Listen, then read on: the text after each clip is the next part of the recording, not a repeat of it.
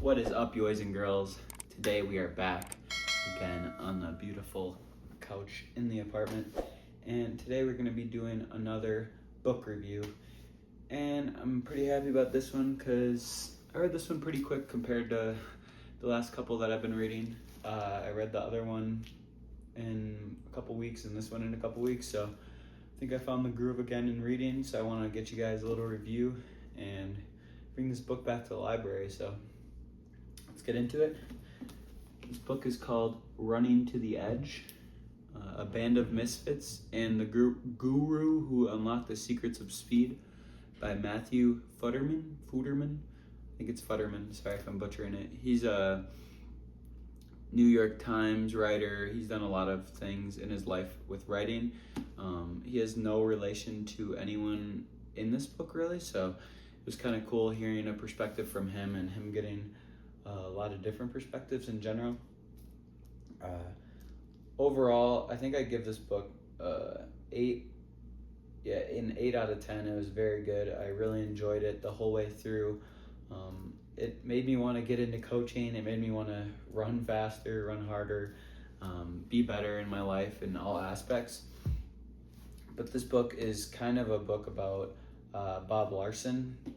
He's a very influential coach that was around the time of 1950s till the 2010s, 2012, I think, is when he was finally hung up the spikes or the whistle, so to say.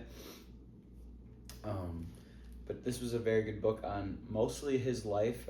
Matthew talked about him at the end, how he interviewed, and he was a very great guy and just got to answer all of his questions, which is really cool to hear.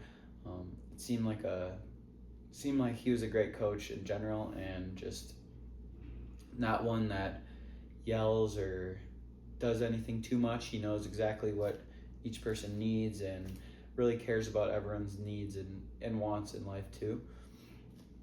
But this book is about many different things with Bob Larson. Goes through his life in the beginning and how he was just this farm boy, and he grew up having to run everywhere, kind of getting him into the whole running in general. And then talking about how he wasn't as good as stick and ball sports or just ball sports in general. Wasn't able to play many of those and found his passion with running. I think right away out of college he started coaching, and I think now he is 80 something years old, and he still has a love for it. I think he still watches and goes to a lot of track meets and does everything in the running world, even at his age. But this is just an amazing book. It talks about many different people's lives. The Toads, as they called them, the Hamul. It looks like Jamul, but Hamul. Toads is a cool band of misfits, or I guess that's what they call it here, like a good group of runners that started in San Diego a long time ago. You can look them up and learn about them a little bit more. But this book explains everything about them and each person in their individual stories. I thought it was really cool. It's kind of an autobiography of Bob Larson, but sprinkled in with the people he coached and really had a lot of time with to really teach them what he has learned. It was kind of cool because I believe before he started coaching, there was 2 different ways to run, either on the track, a ton of intervals, whether it be 400s, 800s, maybe 1200s. I think they were just doing 400s though, a lot of repeats of maybe 20 of those, and that was your day for track, or even if you're in cross country. Or the other way was, I forget his name, but he started the 100-mile and up club pretty much. He was having his kids run 100 miles, a lot of strenuous, just long mileage days, and getting in those days, even in high school, or I don't know when they started those kids off. But Bob had a realization when he was on the beach one day how to just run on the sand as a human should, and just get in your stride perfectly. It was kind of cool to see that he brought in both aspects, and now that's kind of what we have today. with it being a lot of mileage plus a lot of interval work. It's not one or the other. It's a little mix of both, whether you're super long distance or even short. You have a little bit of both no matter what. And the reason I believe it's called Running to the Edge is because he believed in just pushing the pace. He had a couple runners on the Toads that would push the pace nonstop and run to the absolute exhaustion every run. And I believe that I used to do that a lot more, and I think maybe that did help me a lot. I think I did it my senior year of high school before going into college track. I'd run 5:30 miles nonstop just until I was at complete exhaustion, lay on the concrete and be happy with myself. And I haven't done that in a while, and I think that does take away from some of your speed and some of just the grit that you earn from running in general. I think running easily always isn't the right way to do it, and just running some workouts isn't always great either. I think you should be able to push your body to limit it in a lot of different days. But this book was, I cannot say enough good things about it. It was great overall.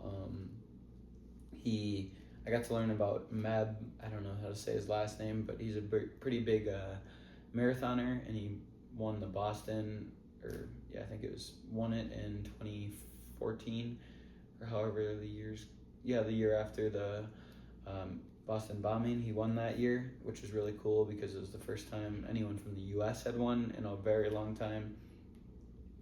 And he was all coached by Bob Larson, and he learned the way of altitude training with Mammoth Lakes. I don't want to say too much about the book, but that is a lot of it, and it's just a great book overall. I think I'm saying everything in summary mostly because there's so much about each person's story and their path that they got to follow and lead into different journeys with their running career. It's kind of cool to hear just each person's path and where they ended up and how they started and pretty much everything about them.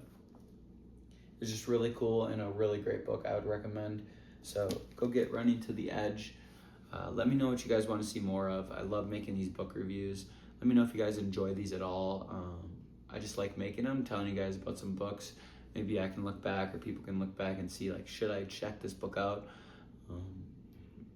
Little memory of how instead of writing down a review or something, I can tell you guys about it, and I can look back and see if I want to reread it and see if it's good enough to reread. And I do believe it is definitely on that list of top 10 books of my life, probably. It's just a great book, and it did make me want to get into coaching and just seeing the happiness on kids' faces when you can help them out some way. That would be great. But let me know what you guys want to see more of. Don't worry, I'm getting a haircut tomorrow. I love you guys very much. Leave a like, comment, and subscribe down below. And we'll see you in the next one. I think we might be going snowboarding one last time this weekend, so maybe I'll get some footage of that. We might get some snow this weekend, so that'd be great. Little tailgating sesh. But let's get it. I'll see you guys in the next one. See ya.